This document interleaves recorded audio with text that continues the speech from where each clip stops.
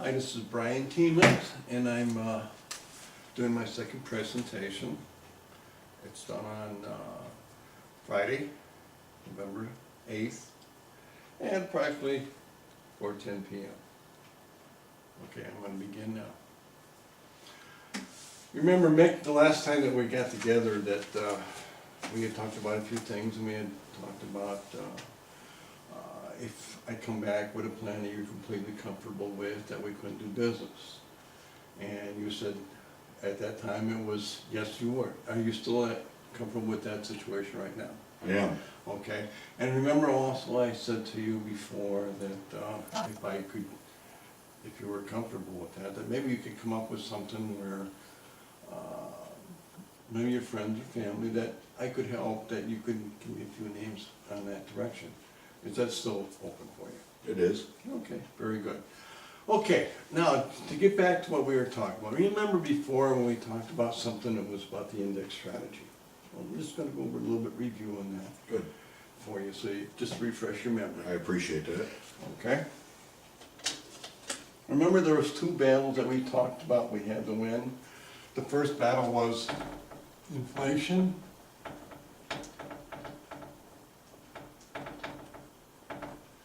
And the second battle we talked about was taxes.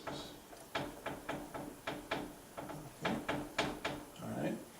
And also remember I had talked to you about the rule of 72. Do you remember what that rule was? I do. Okay. All right, just so you refresh your memory. Okay. If we take, so you made 4% on your money, you divide that into 72. It would theoretically take you 18 years for your money to double. Does that, do you I do remember remember that now, yeah. Okay, I remember when I bought my first new car.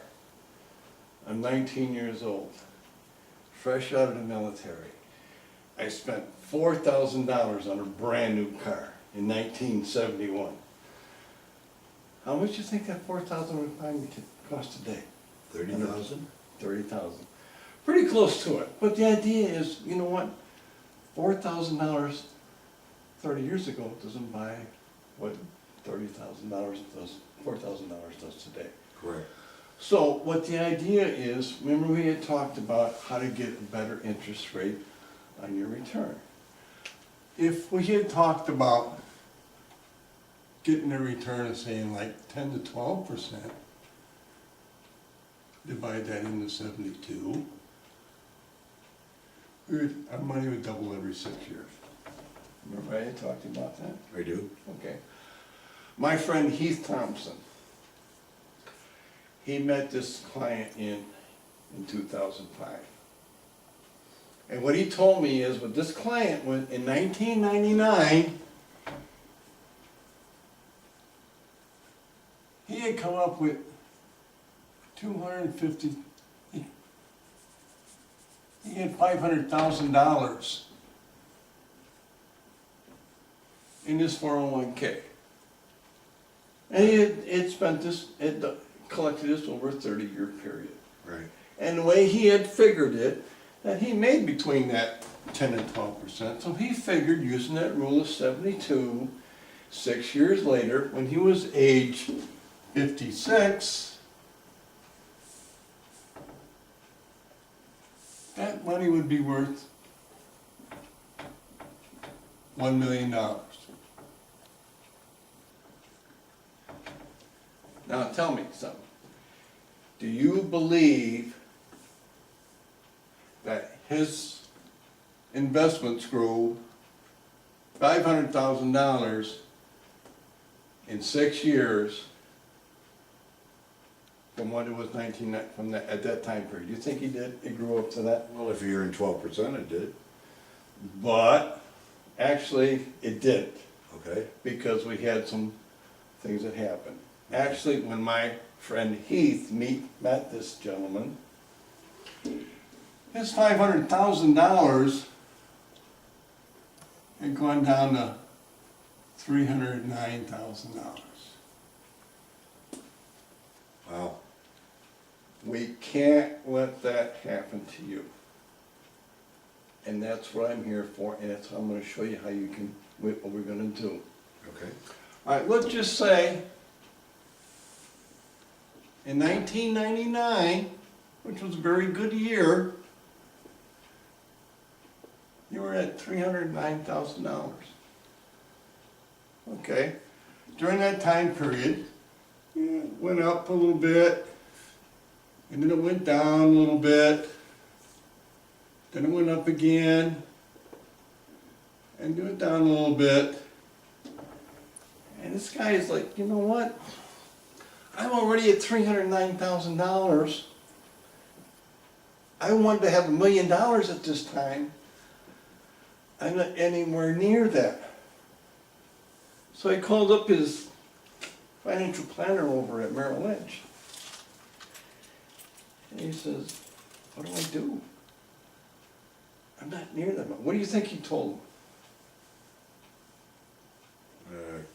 Probably just stay in his the market. course, right? Just stay in the market because the market usually corrects itself. And it did over a while. So it went up again. Okay? However, what happened with 9/11, 2001? That was a big hit on the stock market. It started to go down. Okay? Then what happened after that? Remember Enron? I do. Enron came about. Stock market went down again. Then after that, WorldCom.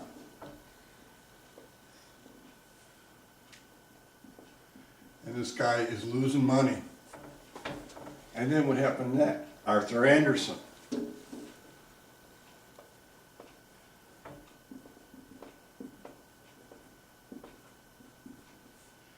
By the time my friend Heath got to talk to him, he was down to $240,000. Wow. The guy is in emotional bankruptcy. What do I do? So remember, we had talked about using the index strategy.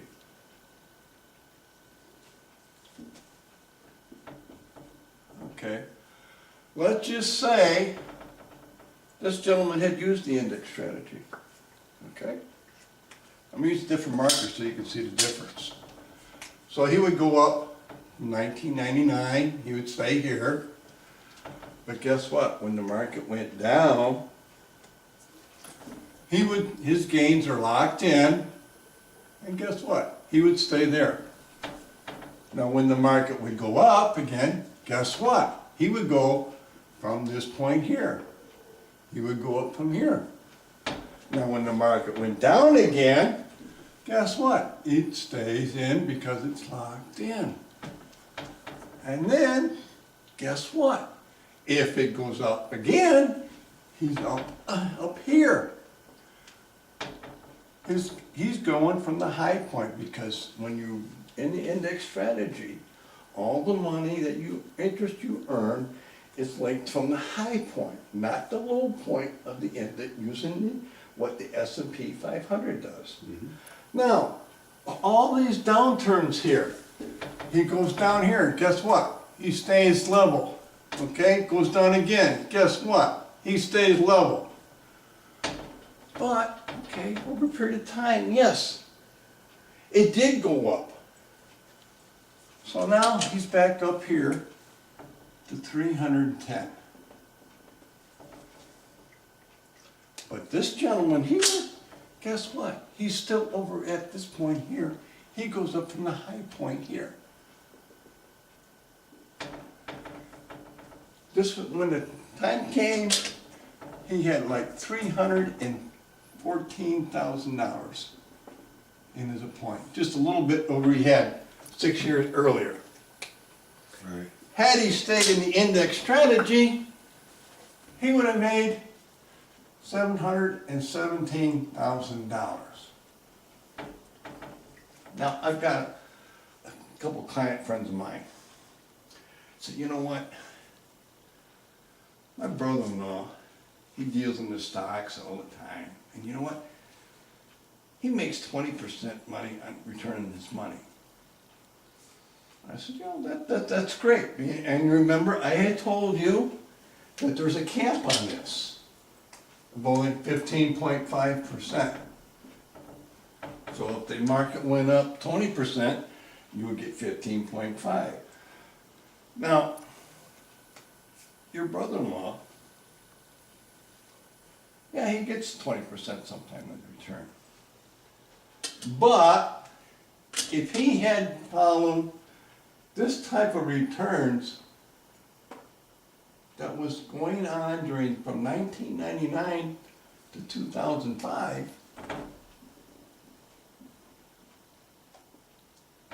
how much you think of return he would have to get up to this point here? I don't know, 10%? 70%. Wow. Market gain in 1 year. Now, can you tell me, has the market ever gone up 70% in 1 year? Maybe. No, Never? never has. Wow. Now, let me show you another thing. Between 1999 and 2005, $7 trillion was lost. That was invested in the market. Gone. You know what $7 trillion is? A whole lot of money. If you took $100 bills and placed them all on top of each other and went all the way up to the moon, that's 1 billion, not 1 trillion. That's a lot of money. We love the index strategy because it helps save on the inflation. That helps us cover the inflation. Mhm. But remember also when I talked to you before, you can't just win the inflation battle, you gotta win the tax battle too. Well, I'm gonna show you something here. There's 3 ways you can collect your money in retirement. One is tax now, tax later, or and tax advantage.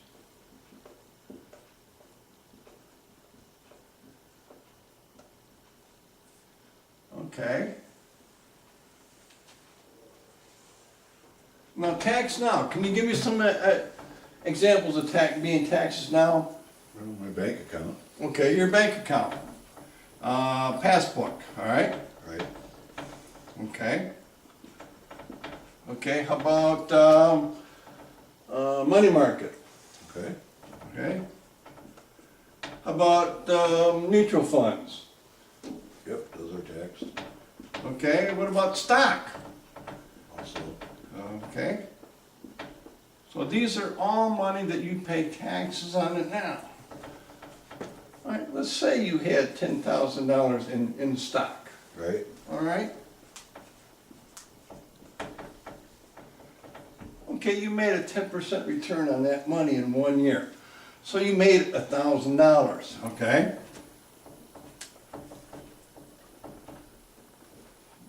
But what happens when you have stocks? You have to pay taxes on it. Right. Okay, so you have to pay a capital gains tax. Right. And it is, in the state of Indiana, it's roughly 20%. So, guess what? That $1,000 is now what? $800, right? Right. So what happens now, when Maria talked about taxes? You believe taxes are gonna stay the same, or they're gonna get higher? Higher. Higher gonna get. What has Indiana just done? In Lake County, they implemented a county tax. Right. Okay, just for the sake of argument, let's just say 5%. Okay, so that 5% on that $1,000 brings it out to what? Another $50, right? So now you're at $750. Okay. Now what about Indiana? Indiana taxes as well. What happens with taxes? the government controls what the tax rate is. Right. So what's it currently in Lake County? Well, let's just say for argument, 5%. Okay, so we got another 5% here. So now you got another 50 bucks. So now you're down to $700. So you haven't got a 10% return, you're now down to a 7.5% return.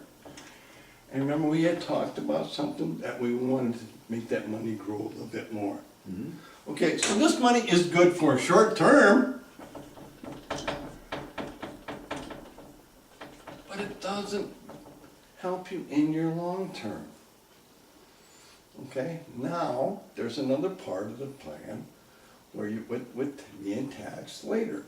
And being taxed later, what do you have in there? You have your 401k, you have your 457 plans, you have 453s, 403. 403bs, and you have your IRAs. These are all laws that are IRS laws.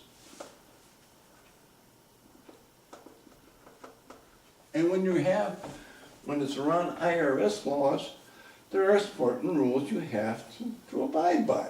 Right. What's one rule, Mick? 59 and a half. You have the 59 and a half rule.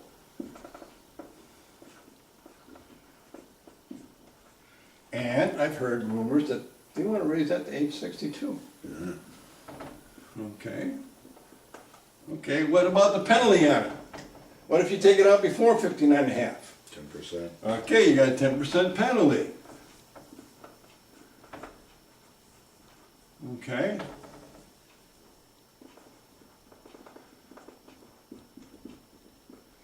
Now, what about your IRAs? When do you have to take it out?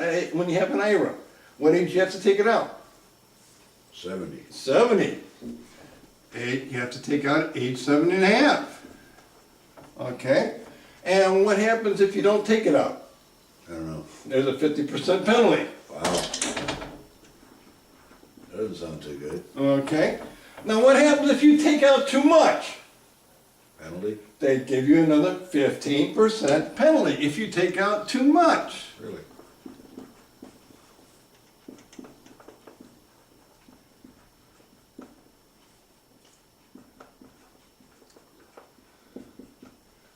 So, and after all of this, when you have all this money in here, what's the other thing that you have to do?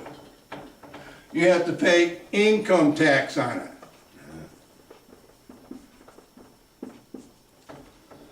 Okay, now when you're 62 or 65 or whatever, what happens when you're at that age? Do you think you're going to pay more tax at age 62, 65, or age 70 than you are right now? Probably less. You're wrong. Right? What happens when you're age 62, 65? Kids are out of the house? Right. Huge deduction. Your house is paid off? Huge deduction. I got people that are saying, you know what, Brian? I'm paying more tax now than when I was almost 45 years old because they don't have any tax deduction. And this is what happens when the big gotcha is from being in these 401ks, 403bs, or IRAs. Right. So what would you say if I could put you into something where you don't have to pay tax on it later? Okay, Never heard of that. all right. Well, this is a tax advantage plan. Okay, now can you give me some examples of where you don't have to pay tax later on? Municipal bonds? Municipal bonds. All right, looks like my pen's out of order. We'll go with the red one. We'll go muni bonds.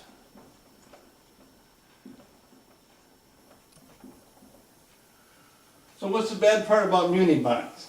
No, Muni bonds, they only pay like 2 to 3%, which isn't gonna help us much when it comes to inflation. right, Because remember we talked about inflation runs 3% the last 75 years. right. So if anything, you're breaking even. Okay? Now, can you give me another example of where you won't have to pay tax on it later? I have no idea. How about a Roth IRA? You've heard of a Roth IRAs? Oh, yeah, Roth IRA. Okay. But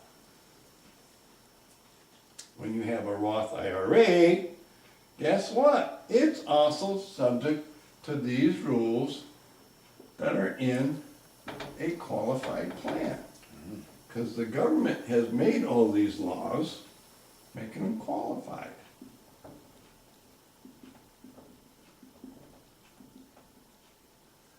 You don't have to pay the tax on it, but what other rules are you subject to? You're also subject to the 59.5 rule. Right, You're subject to the 10% penalty rule.